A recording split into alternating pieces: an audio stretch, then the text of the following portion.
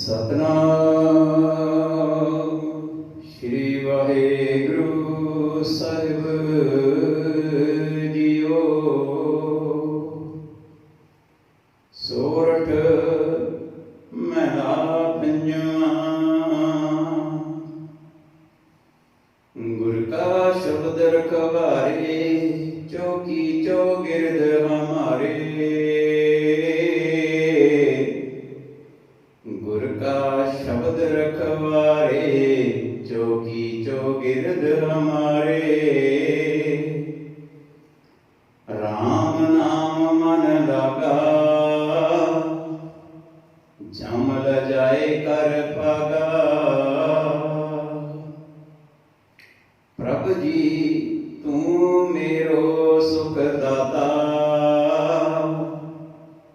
बंधन काट करे मन निर्मल।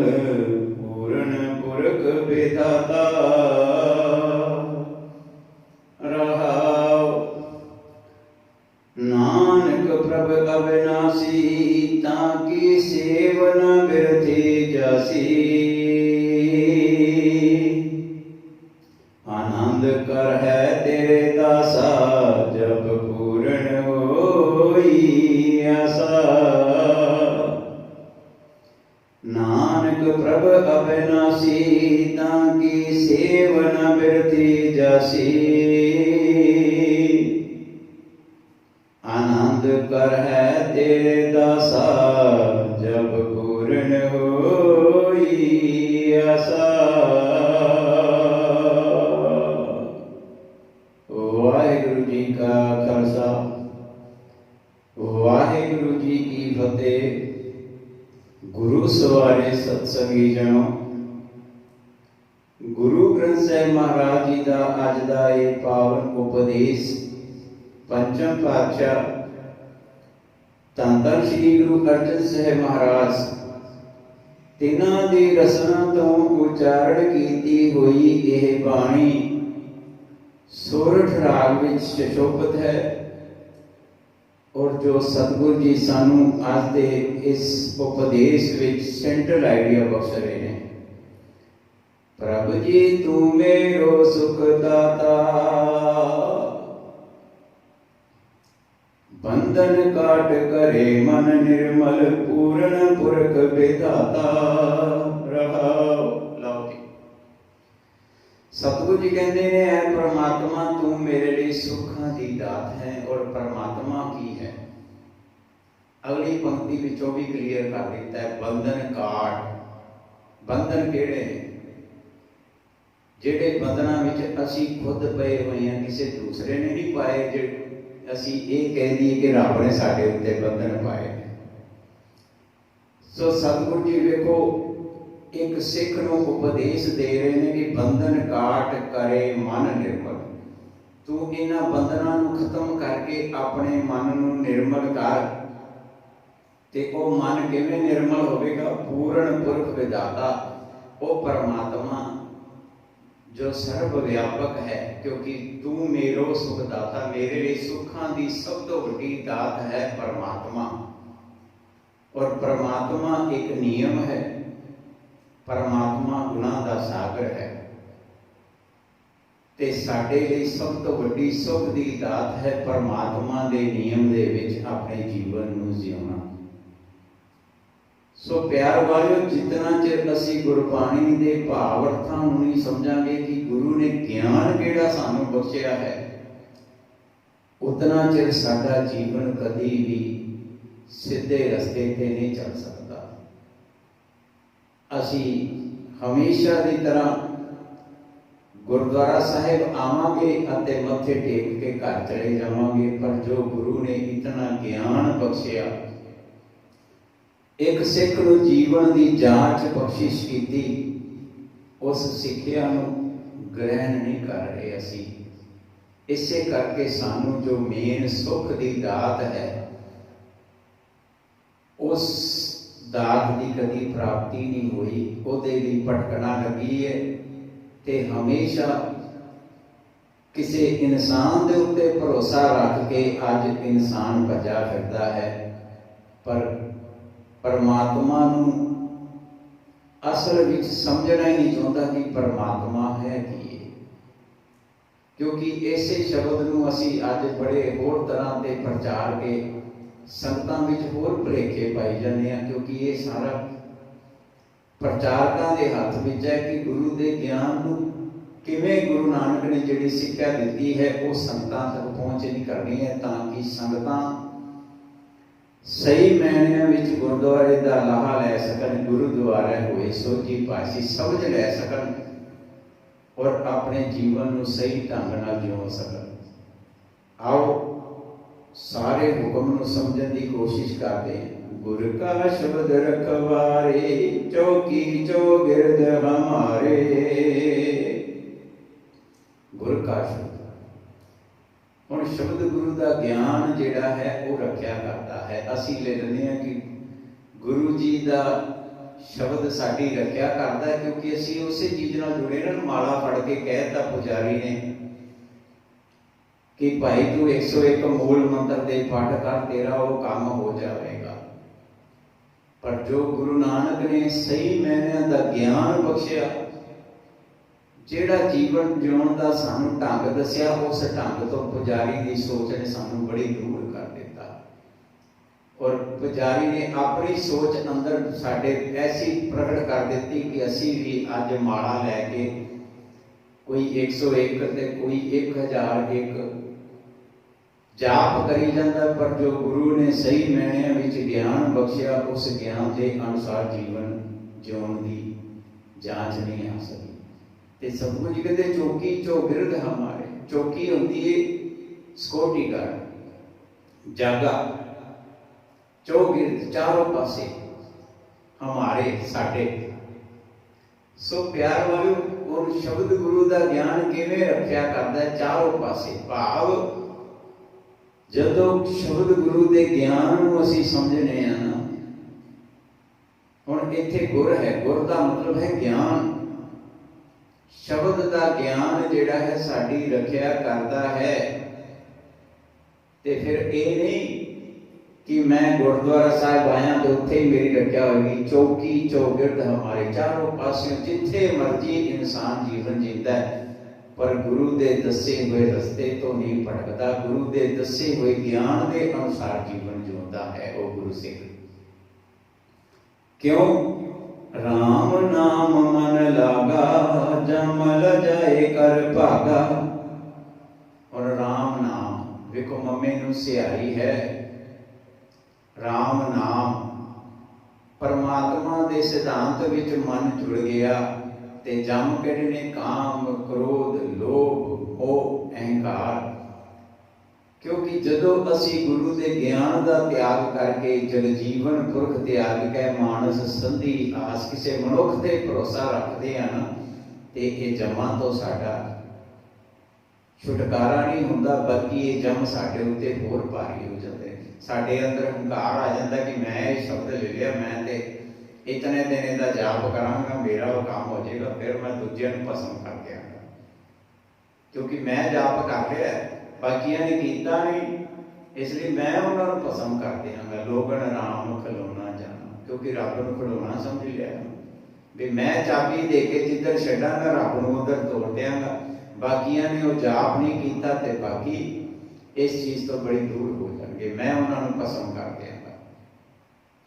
हुण इत्थे सतगुरु जी एक सिख नूं वेखो सिक्ख्या, क्योंकि तू मेरो सुखदाता, मेरे लिए सुख की दात किहड़ी है? जदों उस परमात्मा के नियम दे विच मन टिक जाए ते काम, क्रोध, लोभ, मोह, हंकार हुण उस गुरसिख के अनुसार चलन, ना कि सिख उन्हां दे अनुसार चले। वो है असल विच गुरु नानक दा सिख। ते इसलिए सतगुरु जी वेखो हुण लास्ट 4 पंक्तियां विच समझण की कोशिश करते हैं। रहाओ तो बाद, केंद्री भाव तो बाद सतगुरु जी सानू कितनी उच्च कोटि की शिक्षा दे के एक सिख नूं समझाउणा करदे ने। नानक प्रभ अविनाशी, ताकि सेवना बिरथी जासी। नानक साहब जी की सोच कहते, पर एस गुरु दे सिखा वो परमात्मा नाश तो रहत है। परमात्मा की ओदे गुणा जेड़े गुण हैं ओदा जेड़ा सिद्धांत है, दुनिया की कोई ताकत उस सिद्धांत का नाश नहीं कर सकती। जे कोई कहे कि अज मैं दिन नहीं चढ़न देना,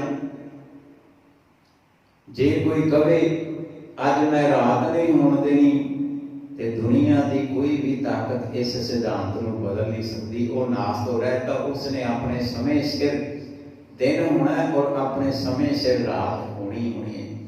सूरज ने अपने समय ते चढ़ना, चंद्रमा ने अपने समय ते प्रकट होना है। तो सतगुरु जी कहते उस परमात्मा के सिद्धांत को दुनिया की कोई भी ताकत कट नहीं सकती। ते फिर उस सिद्धांत दे विच कीता होया कोई भी कार्य व्यर्थ किवें जा सकता है? बिरथी व्यर्थ किवें जा सकता है? सो सतगुरु जी वेखो एक सिख नूं कितनी उच्च कोटि की शिक्षा देते हुए समझा रहे ने, सिखा वो परमात्मा का सिद्धांत जो है नाश तो रहत है। तो उस परमात्मा के सिद्धांत विच पर पुजारी ने सोच बदल दी ना कि गौतम इंद्र ने क्या चंद्रमा तू इन्ने बजे चढ़ जी, ते तू रात को मुर्गे ने क्या तू इन्ने बजे बोली, ते गौतम ऋषि चला गया। वो पुजारी की सोच ने साडे अंदर ऐसा भाव प्रगट कर दिता, असी इतनी माड़ी सोच विच चले गए कि अज तक उस सोच तो बाहर नहीं आ सके। इस प्रभाती राग में सतगुरु जी ने सानू बिल्कुल क्लीयर किया कि वह परमात्मा का सिद्धांत नाश तो रहत है और दुनिया की कोई ताकत उस सिद्धांत को बदल नहीं सकती। ते फिर अहिल्या नूं यह भी उन्हें वर दे दिता कि पहले त्रेता युग आवेगा, फिर द्वापर आवेगा। भाव जुग जुग फिर वटाई है, जोगी वटा दिता। ते गुरु नानक साहिब जी ने आसा दी वार विच एक क्लीयर किया। सो प्यार वालों पर पुजारी की सोच को गुरु नानक ने देखो कितना उच्च कोटि का सानू ज्ञान दे के ये समझाया, सिखा तू इस सोच तो ऊंचा उठना। काजी मुला जो लिख दिया छाड़ चले हम कचो न लिया।